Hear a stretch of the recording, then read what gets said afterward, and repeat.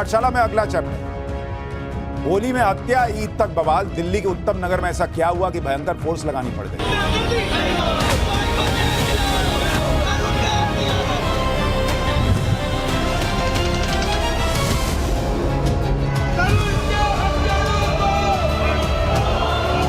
तरुण के घर जिसकी मौत हुई थी, उसके घर जाने वाले तमाम जो रास्ते हैं वो एहतियात के तौर पर अभी तक बंद है। सोशल मीडिया पे धमकी जो दे रहे हैं वो दे रहे, तो उनका प्रशासन अपना काम अपना आप देख रहा है। दिल्ली के उत्तम नगर में होली पर जो घटना हुई थी उसके बाद से माहौल में टेंशन अभी तक बरकरार है। होली पर हिंसक झड़प में तरुण नाम के युवक की मौत हो गई। होली को हुई उस घटना को लोग अभी तक भूले नहीं। तरुण को इंसाफ दिलाने के लिए कैंडल मार्च निकाले जा रहे हैं, प्रदर्शन हो रहे हैं। और अब ईद से पहले एक बार फिर से उत्तम नगर में तनाव बढ़ रहा है। कुछ लोगों का आरोप है कि ईद से पहले धमकियां दी जा रही हैं, जिसकी वजह से इलाके में दोनों समुदायों में डर का माहौल है। यह भी कहा जा रहा है कि डर की वजह से लोग इलाके से जा रहे हैं। इधर इस मामले में अब पॉलिटिक्स भी शुरू हो गई। राहुल गांधी से लेकर ओवैसी तक की एंट्री हो गई। राहुल गांधी बीजेपी पर हिंदू मुसलमान में दरार डालने का आरोप लगा रहे हैं। ओवैसी कह रहे हैं कि पुलिस कुछ कर ही नहीं रही है। उत्तम नगर में हालात खराब होने की आशंका को लेकर दिल्ली हाईकोर्ट में याचिका डाली गई, जिस पर हाईकोर्ट में आज सुनवाई। हाईकोर्ट ने क्या कहा है वो आज आपको बताऊंगा। साथ ही उत्तम नगर की ग्राउंड रियलिटी भी आपको दिखाऊंगा। लेकिन पहले दिल्ली में कैसे एक इलाके में पूरी फौज जैसे खड़ी हो गई है पुलिस की, जरा उसकी एक झलक देखिए।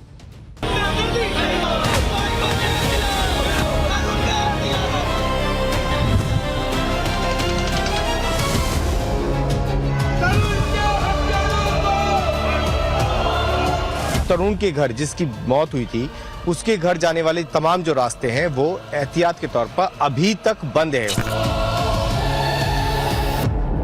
सोशल मीडिया पे धमकी जो दे रहे हैं वो दे रहे, तो उनका प्रशासन अपना काम अपना आप देख रहा है। तरुण के हत्यारों को फांसी दो। आदरणीय होम मिनिस्टर साहब या पुलिस फोर्सेस जो करना चाहिए वो नहीं कर पा रही है।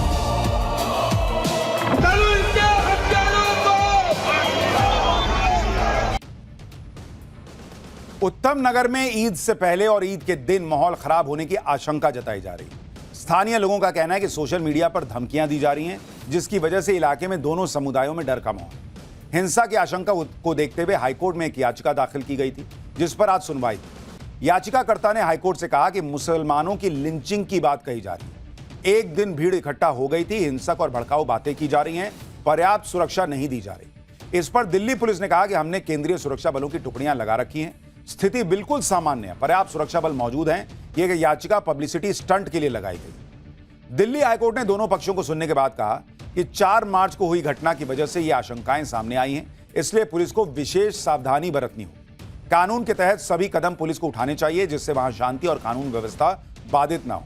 पुलिस की व्यवस्था ऐसी होनी चाहिए जिससे सभी लोगों में सुरक्षा की भावना पैदा हो, ईद पर माहौल खराब ना होने पाए। समाज के किसी भी वर्ग के किसी भी व्यक्ति को ऐसी कोई भी शरारत करने की अनुमति न दी जाए जिससे माहौल खराब होने की आशंका है। हाईकोर्ट ने कहा कि हमें बताया गया कि सोशल मीडिया प्लेटफॉर्म की निगरानी भी की जा रही है। पुलिस के निर्देश पर लगभग 50 भड़काऊ पोस्ट पहले ही हटा दिए गए हैं। अब तक कुल 174 पोस्ट हटाने के लिए कहा गया है। इसके अलावा पुलिस ने एक वेरिफिकेशन कार्यक्रम शुरू किया है, जिसके तहत इस इलाके में 8,862 लोगों का बैकग्राउंड चेक किया गया है। इलाके में सुरक्षा व्यवस्था का यह इंतजाम रामनवमी के बाद तक जारी रहेगा। हाईकोर्ट ने दिल्ली पुलिस को नोटिस भी दिया है और जवाब दाखिल करने के लिए कहा है। इस मामले में अब अगली सुनवाई 6 अप्रैल को होगी। हालांकि दिल्ली पुलिस ने उत्तम नगर में पहले ही सुरक्षा के कड़े इंतजाम किए। हर तरफ बैरिकेडिंग कर दी गई है, बाहरी लोगों की एंट्री नहीं होने दी जा रही है। जरा देखिए ग्राउंड से एक रिपोर्ट। उत्तम नगर की तस्वीर मैं आपको दिखा रहा हूँ। होली के दिन जहां बवाल हुआ, एक युवा लड़के की मौत हो गई, लेकिन उसके बाद से ही उत्तम नगर की इन तमाम गलियों को बंद कर दिया गया। आप देखेंगे तो तरुण के घर जिसकी मौत हुई थी, उसके घर जाने वाले तमाम जो रास्ते हैं वो एहतियात के तौर पर अभी तक बंद है।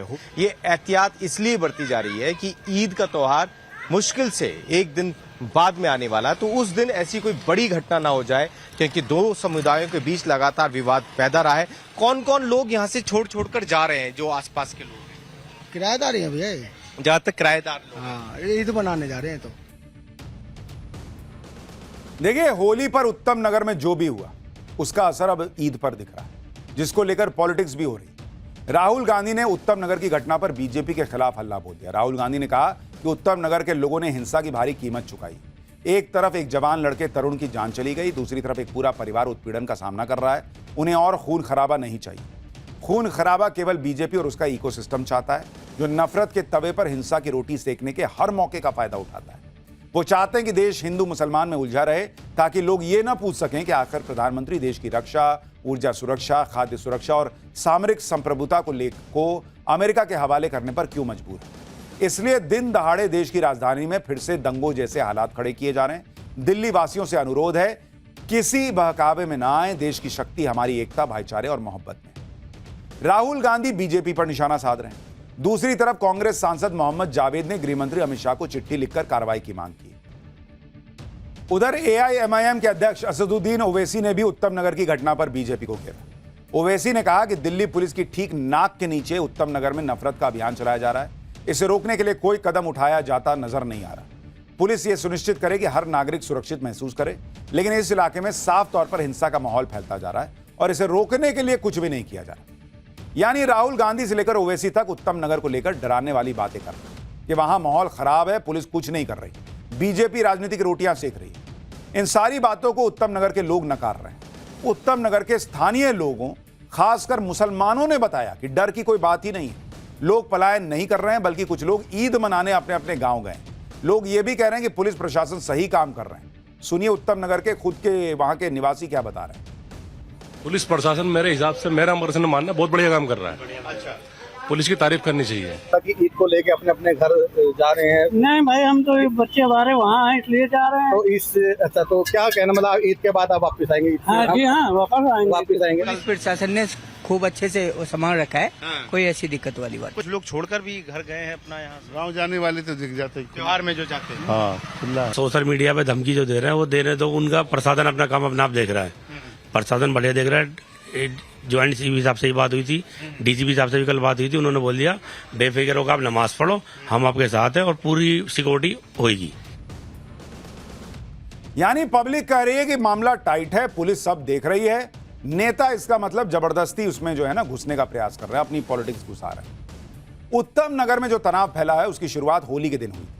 मामूली सी बात पर शुरू हुआ विवाद हिंसक हो गया। तरुण के पिता के मुताबिक उनके परिवार की एक बच्ची के हाथ से पानी वाला गुब्बारा नीचे गिर गया था। वहां से एक मुस्लिम महिला गुजर रही थी, उसके ऊपर कुछ छींटे पड़ गए। इतनी सी बात पर विवाद शुरू हुआ और नौबत मारपीट तक पहुंच गई। आरोप है कि 10-12 लोगों ने तरुण की लाठी डंडों से बुरी तरह से पिटाई की और तरुण को जब तक अस्पताल ले जाया गया, अगले दिन उसकी मौत हो गई। इसी के बाद से इलाके में तनाव है। अब सोशल मीडिया पर धमकियां, तरह तरह की बातें कही जा रही हैं, लेकिन पुलिस वहां पर बड़ी संख्या में तैनात है, लगातार एक्शन ले रही है। और वहां लोग भी समझदारी दिखा रहे हैं कि भाई जो घटना हुई उस पर भी पुलिस ने ताबड़तोड़ एक्शन किया था। अब वहां से लेकर अभी तक मामला जो है वो आगे बढ़ा है और वहां अब उसने मारा, तुम मारो, फिर वो मारे, इसकी स्थिति नहीं बनने देनी।